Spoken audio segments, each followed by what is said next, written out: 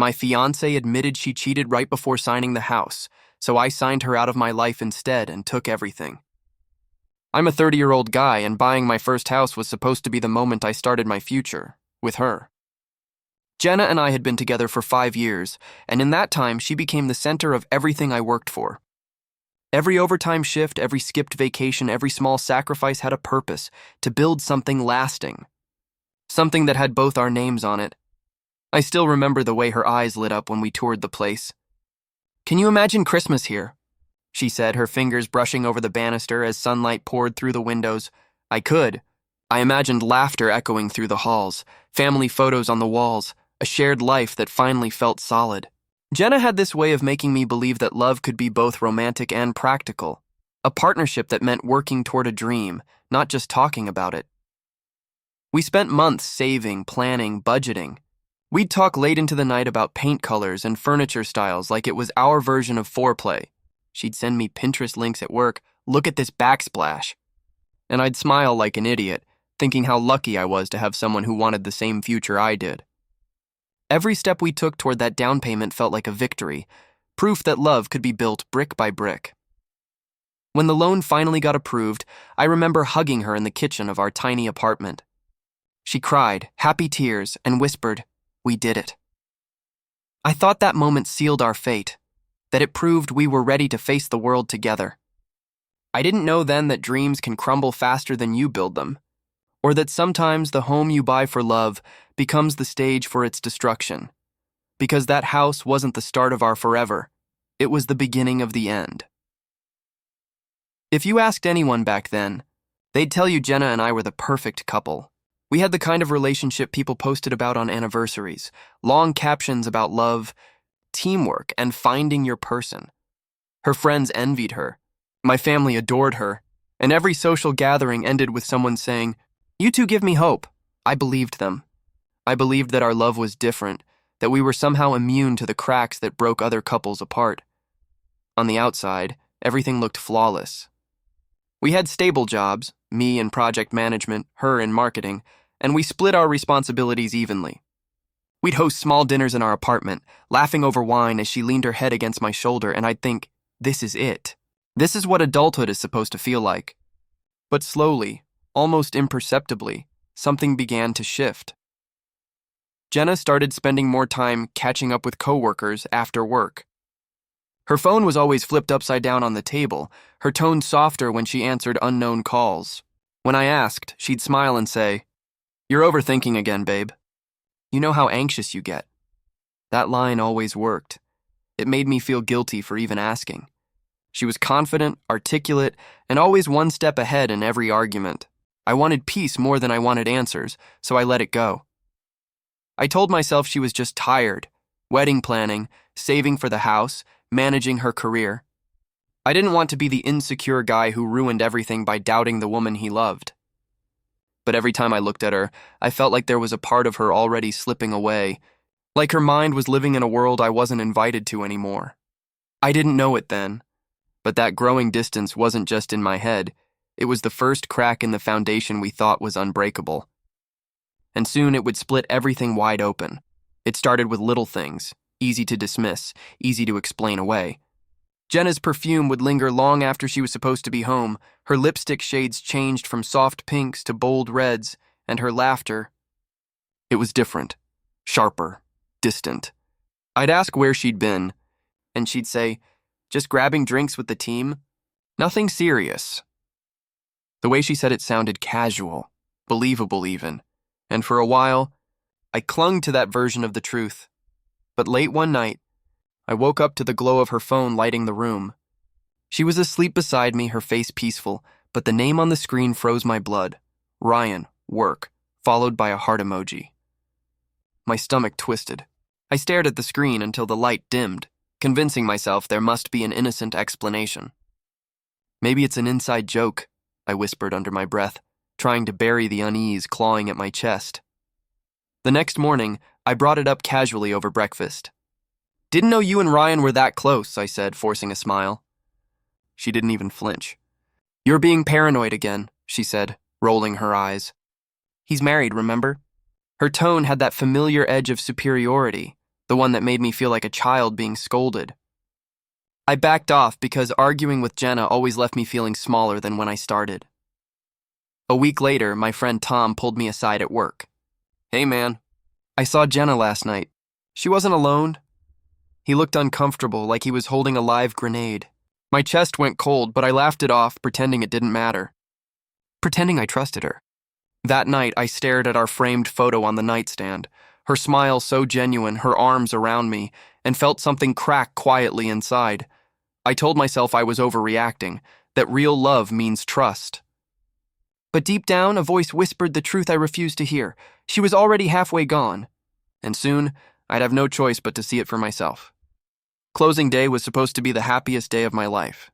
I woke up early, ironed my shirt twice, and stood in front of the mirror rehearsing the signature that would finally make everything official. The sun was bright, the air smelled like fresh rain, and for the first time in months, I felt like things might finally settle down. Jenna was quiet on the drive to the realtor's office, but I brushed it off. She'd always been more anxious about big milestones than I was. She looked beautiful that morning, even in her silence. Her hair was tied neatly, a few strands falling across her cheek. I tried to joke, "You look like you're heading to a wedding, not a closing." She gave a soft laugh that didn't reach her eyes. The air between us was fragile, like one wrong word would shatter it. I kept my hand on hers during the drive, trying to feel that connection again, but it was like holding a ghost. At the office, our realtor greeted us with a smile so wide it almost felt invasive. Papers neatly stacked, pens laid out, the air filled with that sterile scent of fresh ink and polished wood. "Congratulations," he said, sliding the final document toward us. "This is the big moment." Jenna stared at the paper, her hand trembling slightly. I thought it was nerves. Hell, I was nervous too. "Go ahead," I said, smiling. "You sign first." She didn't move. Instead, she just stared at the page like it was something dangerous. Then, with a shaky breath, she whispered, "Before we sign, there's something I need to tell you." The room went quiet. The realtor's voice faded into static. And in that silence, I felt the ground beneath my feet start to shift, like the dream I'd built was already beginning to collapse before I even put pen to paper. I remember the way her voice trembled when she said it. Soft, almost apologetic, like she was confessing to forgetting an anniversary, not detonating our entire life. "I cheated," she whispered. Just 2 words, but they hit harder than anything I'd ever felt. The air left my lungs. I blinked, waiting for her to take it back, to laugh and say it was some terrible joke. But she didn't. Her eyes filled with tears as she added, "It only happened once. It didn't mean anything." The pen slipped from my hand and rolled across the table, the sound louder than it should have been. The realtor looked confused, shifting uncomfortably, glancing between us like he'd just walked into a crime scene. I couldn't speak. My mouth was dry, my pulse hammering in my ears. I wanted to yell, to demand who, when, where, but all I could do was stare at her. Jenna's face was streaked with guilt, her fingers twisting the hem of her sleeve like she was the victim. "I couldn't live with myself if I started our marriage with a lie," she said, her voice breaking. "I love you. I swear I do." It was stupid. I was drunk. It didn't mean anything. Something inside me went cold. I watched her cry, and instead of sympathy, I felt distance, like she was a stranger sitting across from me. "Why now?" I finally asked, my voice flat. She sobbed harder. "Because we're signing today. Because I couldn't fake forever." For a long moment, I just sat there, staring at the stack of papers that were supposed to mark the start of our life. I thought about the 5 years we spent building this dream, about every sacrifice, every plan, every laugh that now felt hollow. She thought honesty would fix it. That confession would make her noble. But all it did was show me who she really was, and how blind I'd been. I looked down at the empty signature line and realized something quietly devastating. She hadn't just cheated on me. She'd already signed us away long before we got here. Most people expect shouting after a confession like that. Accusations, slammed doors, maybe even a dramatic walkout. But I didn't give her any of that. Instead, I just sat there, silent, expressionless. The realtor excused himself awkwardly, mumbling something about giving us a moment, and left the room. Jenna wiped her tears, waiting for me to explode, but I didn't. I think that scared her more than if I had. After a long pause, I finally said, "Okay." She blinked. "Okay?" she repeated, her voice trembling with confusion. I nodded. Yeah, let's just finish this first. I slid the paperwork back toward her and picked up my pen, pretending nothing had changed. Her hand shook as she signed her name, relief flickering across her face, as if my calmness meant forgiveness. It didn't. Inside, I was burning. Every breath felt heavier than the last, but I forced myself to stay still. Anger would have given her power, and I wasn't about to let her walk away as the victim in this story. I signed next, slow and deliberate, while my mind replayed every moment she'd ever said she loved me. The way she said it after lying made it all feel like performance art. Thank you for telling me, I said finally, pushing the signed documents toward the realtor when he returned. My voice was calm, almost polite. Jenna's shoulders relaxed a little, maybe believing she'd done the right thing. But I wasn't planning forgiveness, I was planning something else entirely. Because while she was wiping her tears and whispering about second chances, I was already thinking about the one thing she didn't know. Her name wasn't finalized on the deed yet. That one missing detail, that tiny bureaucratic delay, was about to become my weapon. If she thought she could betray me and still share the home I built, she was about to learn how cold I could really be. For a few days after the signing, I kept my distance. I told Jenna I needed space to process, which seemed to soothe her. She started acting sweet again, making my coffee, leaving handwritten notes like "I'll make it up to you." It was almost insulting, watching her pretend we could just go back to normal. But my silence gave me time to think and dig. One night I couldn't take it anymore. I opened her laptop while she was in the shower, my hands shaking so hard I could barely type. I told myself I didn't want to know, but I did. Deep down, I needed to. The truth had already burned half my world. I needed to see the ashes for myself. Her email was open, and there it was, thread after thread with Ryan, my coworker, my mentee, the guy I helped get promoted last year. Reading those messages felt like swallowing glass. You make me feel alive again. He doesn't look at me the way you do. My stomach twisted as I realized their affair started months ago. During late nights, I thought she was working. Even worse, there were pictures. Smiling selfies at restaurants I'd suggested we try together. My hands went numb as I scrolled, each word carving into me like a blade. I confronted her when she came out of the shower, still wrapped in a towel. "Ryan?" I said, voice hollow. She froze. "What?" I held up the laptop. "Don't bother lying." For a second, her face fell apart. Then she tried to compose herself. "It wasn't serious, it just happened." "Yeah," I said quietly. "So did this house." She reached out, crying, saying it was a mistake, that she never meant to hurt me. But I wasn't listening anymore. I was staring past her at the wall behind her, where a reflection of my face stared back, blank, broken, unrecognizable. That's when it hit me. She hadn't just taken my trust. She'd taken my peace, and I wasn't about to let her keep the rest. After that night, the silence between us was unbearable. She tried to sleep beside me, whispering apologies in the dark, but I couldn't even look at her.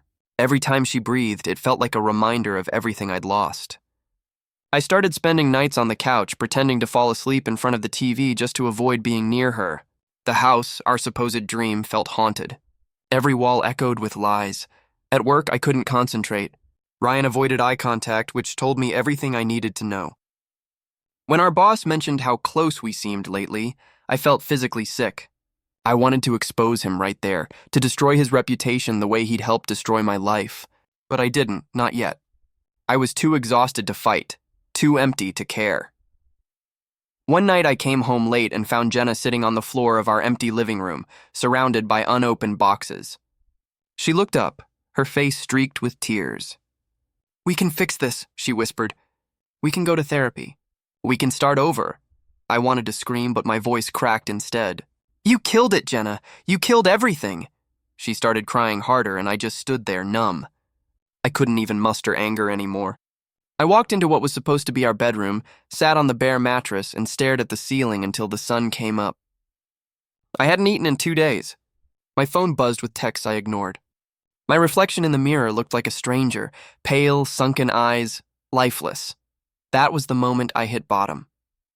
Not from the betrayal itself, but from realizing I'd built my entire life around someone who saw me as replaceable. I thought the pain would kill me, but instead it carved something new inside, a hollow space that demanded to be filled with purpose. And that's when something inside me snapped. Not the broken kind of snap, the focused kind, the kind that comes right before payback. The morning after that sleepless night, I stood in the kitchen, staring at the papers from the house closing. My coffee went cold in my hand as I flipped through each page, scanning for one thing: her name. It wasn't there. I remembered the delay the bank had mentioned, the missing signature that was supposed to be added later once the deed finalized. Only it never was. Every legal line, every signature, every approval, it was mine. Solely mine. It hit me like a lightning bolt. After everything she'd taken from me, there was one thing she couldn't touch: the house. The home she thought she'd share, the life she assumed was half hers, legally belonged to me. That realization didn't fill me with joy. It filled me with clarity. I didn't want revenge out of pettiness. I wanted justice. I called my lawyer that afternoon, pretending it was about an update. "Just confirming," I said as casually as I could. "The title's finalized under my name only, right?" He confirmed it without hesitation. "Yes, sir. You're the sole owner. Congratulations again." I hung up and just stared out the window, the words echoing in my head like a heartbeat. Sole owner. Jenna came home later, her tone soft, almost performative. "I made dinner," she said, forcing a smile. "We should talk." I looked at her, really looked at her, and realized I didn't feel love or anger anymore. Just distance. "Sure," I said calmly. "We'll talk soon." That night, after she went to bed, I started packing her things into boxes. Every dress, every shoe, every reminder of her. The room felt lighter with each item I removed, like I was peeling her off my life layer by layer. I didn't yell. I didn't cry. I just planned. She took my trust. I'd take everything else, and I'd do it without raising my voice once. The next evening, I texted Jenna to meet me at the house. No explanations. Just be here at 6. We need to talk. She showed up exactly on time, makeup done, eyes puffy from crying. She must have thought it was reconciliation day. She smiled nervously as she walked in. "You look better," she said softly. "I've been praying you'd forgive me." I didn't respond. I just gestured toward the dining table where an envelope sat neatly beside a glass of water. Her eyes flickered with confusion. "What's this?" "Your things are packed," I said, my voice even. "They're in the garage. I hired movers for tomorrow morning." She blinked like she hadn't heard me right. "What do you mean, packed?" "I mean," I said, leaning forward, "you're moving out." Her face crumpled. "Wait, what?" "You said we could work through this." I nodded. I did say that. And I did work through it. Alone. I slid the envelope toward her. She hesitated before opening it, then froze. Inside were the finalized property documents. The house deed. Every line stamped and sealed, with only my name. "This isn't funny," she said, her voice cracking. "You said this was our home." "It was supposed to be," I replied. "But you changed that the moment you brought him into it." Her hands shook as she flipped through the pages, desperate to find her signature somewhere, anywhere. "You can't do this," she stammered. Legally? I interrupted. "Legally, you don't exist here." The silence that followed was heavy. Her tears came fast then, a sob breaking out of her chest as she whispered, "I made a mistake." "Yeah," I said quietly, standing up. "So did I. I thought you deserved to be part of my forever." As she broke down in front of me, clutching papers that confirmed the end of everything we'd built, I realized something strange. I didn't feel triumphant. I just felt free. Jenna's tears turned from guilt to rage in seconds. "You're cruel," she spat, slamming the deed onto the table. "You're vindictive." "You planned this." Her voice cracked between sobs and fury, but I just stood there unmoved. "No," I said evenly. "You planned this when you slept with him. I just signed what you started." She stormed through the house, yelling that she'd call a lawyer, that she'd take half of everything. I let her rant until she ran out of breath. "Call whoever you want," I said quietly, "but check the paperwork before you waste your money." When she did, the realization hit her like a punch. Her name was nowhere. Not on the title, not on the account, not even on the utilities. Her confidence shattered instantly. "This isn't fair," she screamed. You can't just erase me like this. I looked at her, tired but calm. You erased yourself. I just cleaned up the mess. For a long moment, neither of us spoke. The air was thick with the sound of her crying, the same voice that used to comfort me now cutting through the silence like broken glass. I felt nothing. Not hate, not pity. Just the strange peace that comes when you finally stopped fighting for something already dead. Within a week, she was gone. I changed the locks, transferred the bills, and deleted her contact from my phone. Word spread fast. Friends texted, awkward condolences, while others, ones who'd always envied us, stayed quiet. Ryan tried to apologize at work once, but HR got involved after his wife found out everything. He lost his job before I even had to say a word. I didn't destroy them. They destroyed themselves. And as their world unraveled, mine finally started to feel steady again. For the first time in months, the house was silent. But this time, the silence didn't hurt. It felt earned. It's been months since Jenna left. And sometimes I still catch myself listening for her footsteps in the hallway. But then I remember. This house is mine now. The silence that once suffocated me has become my peace.